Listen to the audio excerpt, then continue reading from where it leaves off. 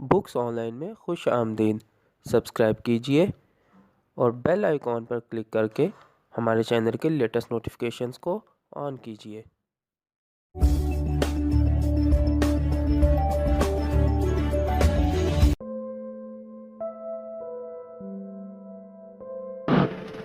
اعوذ باللہ من الشیطان الرجیم، بسم اللہ الرحمن الرحیم۔ السلام علیکم سامعین، آج ہم علی پور کے علی ممتاز مفتی کی کتاب کے 55ویں حصے کا آغاز کریں گے۔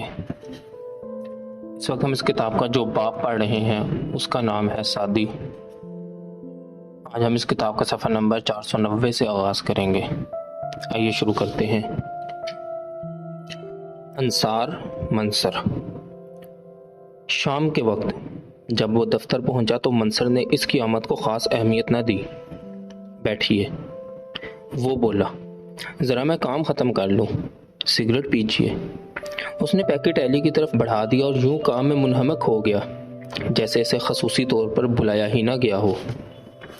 دیر تک ایلی وہاں بیٹھا رہا۔ وہ حیرت اور احترام بھری نگاہوں سے منصر کو دیکھتا رہا۔ پھر منصر اٹھا۔ آپ کو زیادہ دیر کے لیے انتظار تو نہیں کرنا پڑا؟ منصر نے اس کے قریب آ کر بڑے اخلاق سے کہا۔ ایلی اس کے رویے پر حیران تھا۔ آئیے، منصر نے کہا، آپ چلیں۔ لیکن ایلی نے کہا، آپ نے تو مجھے بلایا تھا۔ ہاں، منصر بولا، چلیے نا، گھومے پھریں گے۔ ایلی نے حیرت سے منصر کی طرف دیکھا۔ کسی جگہ بیٹھ کر باتیں کریں گے، منصر نے پینترا بدلا۔ منصر نے ایلی کو اپنی موٹر سائیکل کے پیچھے سوار کر لیا اور وہ دونوں چل پڑے۔ اسٹیفلز ہوٹل میں پہنچ کر منصر نے سرسری طور پر کہا، میں نے سوچا آج شام اکٹھے بسر کریں۔ آپ تو سارا دن مطالعہ کرتے تھک جاتے ہوں گے، شام کو ذرا سی تفریح ہی سہی۔ ایلی سوچ رہا تھا کہ کہاں وہ باہر نکال دو اس بدمعاش کو اور کہاں یہ اکٹھے شام بسر کرنے کی تجویز۔ اور حیرت کی بات یہ تھی کہ 2 گھنٹے اکٹھے رہنے کے بعد منصر نے اشارتاً بھی کسی ایسی بات کا ذکر نہ کیا تھا جو گزشتہ واقعے سے متعلق ہو۔ وہ نہایت بے تکلفی اور گرم جوشی سے ایلی سے باتیں کر رہا تھا جیسے دونوں بہت پرانے دوست ہوں۔ انصار منصر کی شخصیت کو دیکھ کر ایلی بھونچکا رہ گیا۔ وہ ایک خوبصورت اور پیارا جوان تھا۔ اس کا لباس سادہ ہونے کے باوجود نفیس تھا، جس میں رنگوں کا حسین امتزاج تھا۔ اس کی حرکات میں لے تھی، باتوں میں مزاح کی جھلک تھی، مزاج رنگین تھا اور شعر و سخن، ادب اور آرٹ سے لگاؤ تھا، اور اس کی علمی معلومات بہت وسیع تھی۔ منصر نے جب ایلی کو نو گھر کے دروازے پر موٹر سائیکل سے اتارا تو وہ کہنے لگا، اگر اعتراض نہ ہو، میرا مطلب ہے اگر آپ کا کوئی پروگرام نہ ہو اور تعلیم کا حرج نہ ہو تو کل شام کو دفتر آ جائیے گا۔ اس کے بعد ایلی کا معمول ہو گیا کہ سارا دن وہ کتاب سامنے رکھ کر شام کے خواب دیکھتا اور شام کو منصر کے دفتر میں پہنچ جاتا، اور پھر جب منصر کام سے فارغ ہوتا تو وہ اس کے موٹر سائیکل پر یوں بیٹھ جاتا جیسے شاہی تخت پر بیٹھا ہو۔ شاہ کا جلوس سڑکوں پر گھومتا، لوگ حیرت سے اس کی طرف دیکھتے اور ادب سے صف آرا ہو جاتے، کورنش بجا لاتے۔ جب وہ اسٹیفلز ہوٹل میں پہنچتے تو بیر تعظیم کے لیے کھڑے ہو جاتے۔ اگرچہ منصر کی عادت تھی کہ وہ عالمانہ باتیں کرنے سے احتراز کرتا تھا، مگر پھر بھی کوئی نہ کوئی بات چلتے چلتے منصر کے منہ سے نکل جاتی تھی جسے علی یوں حفظ کر لیتا تھا جیسے وہ قرآن کریم کی آیت ہو۔ عالمانہ بات چھوڑیے، منصر کوئی بھی ایسی بات کرنے سے احتراز کرتا تھا جس سے اس کی برتری ثابت ہو یا جو علی کو احساس کمتری دلائے۔ عجیب بات یہ تھی کہ منصر نے کبھی علی کو اس حقیقت کا احساس نہ دلایا تھا کہ وہ سادی کا بھائی ہے یا اسے اس گھرانے سے کوئی تعلق ہے جہاں پر علی پر چوری کا الزام لگایا گیا تھا۔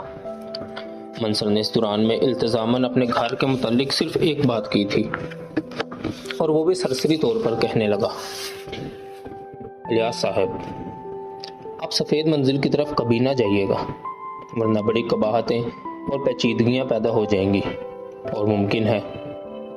وہ رک گیا اور پھر معنی خیز مسکراہٹ سے کہنے لگا، مجھے یقین ہے کہ آپ ایسی حماقت نہیں کریں گے، لہذا جملہ مکمل کرنے کی کیا ضرورت ہے۔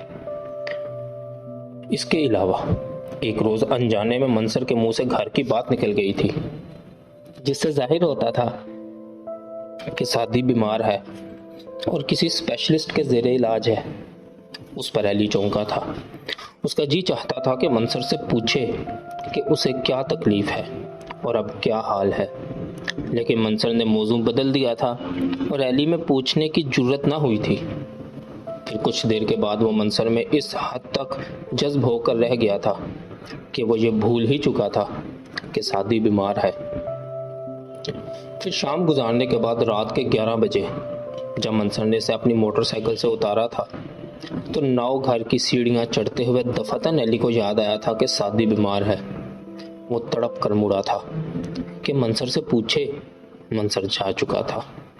چند ایک روز کے بعد منصر نے خود ناؤ گھر آنا شروع کر دیا تھا۔ وہ کبھی اوپر نہ آیا تھا۔ شام کے وقت وہ ناؤ گھر کے نیچے ہارن بجاتا اور ایلی فوراً نیچے اتر آتا۔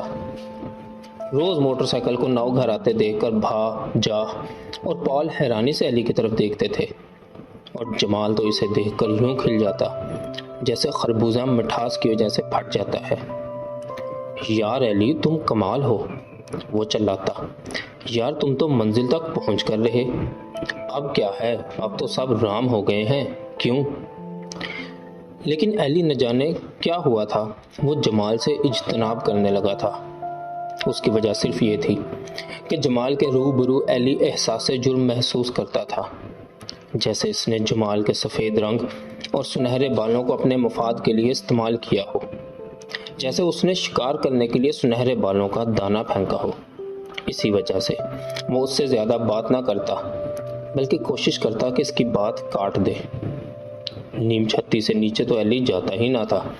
اگر کبھی جاتا بھی تو کوشش کرتا کہ جاہ سے دو چار نہ ہو، لیکن کبھی کبھار جاہ تک بات پہنچ ہی جاتی اور وہ منہ بنا کر کہتا، ہاں بھائی، آج کل ایلی صاحب اونچی ہواؤں میں اڑتے ہیں، ہم رینگنے والے لوگ ان کی نگاہوں میں کہاں سماتے ہیں۔ اور یہ ایک حقیقت تھی، جب سے ایلی منصر سے واقف ہوا تھا اس کے دل میں جاہ کے لیے وہ جذبہ احترام نہ رہا تھا۔ وہ محسوس کرنے لگا تھا جیسے وہ کتابی دنیا میں محصور ہو، وہ اس رنگینی سے بیگانہ ہو جو زندگی کی جان ہے۔ اس کی شخصیت میں کتابی علم کے علاوہ اور کچھ بھی نہ تھا۔ کبھی کبھار جب وہ منصر کے پاس ہوتا تو اسے خیال آتا کہ اگر میں BA نہ کر سکا تو کیا ہوگا، یہ لوگ کیا سمجھیں گے، شاید وہ ایک انڈر گریجویٹ کو درخور اعتنا نہ سمجھیں۔ اس روز گھر آ کر سنجیدگی سے وہ کتابیں کھول کر بیٹھ گیا، لیکن کتاب کے صفحات سے سعدی جھانکتی۔ میں بیمار ہوں۔ منصر ہنستا۔ آپ مجھ سے بات کریں لیاز صاحب، براہ راست ان سے بات نہ کرنے کا آپ نے وعدہ کیا ہے۔ سعدی چلاتی۔ ان کا آپ سے تعلق صرف میری وجہ سے ہے، ان کی مہربانیاں میری وجہ سے ہیں، ان میں نہ کھو جائیے گا۔ یہ صرف آپ کی توجہ کو جذب کرنا چاہتے ہیں تاکہ مرکز ٹوٹ جائے۔ ایلی کتاب بند کر دیتا۔ پھر اسے محسوس ہوتا کہ زینے میں شہزاد کھڑی سرما بھری نگاہوں سے اس کی طرف دیکھ رہی ہے۔ وہ مڑتا۔ شہزاد آنکھیں جھکا لیتی اور زیر لب کہتی، نہیں، میں نے کچھ نہیں کہا، اور پھر سیڑھیاں اترنا شروع کر دیتی۔ باقی انشاءاللہ اگلی ویڈیو میں۔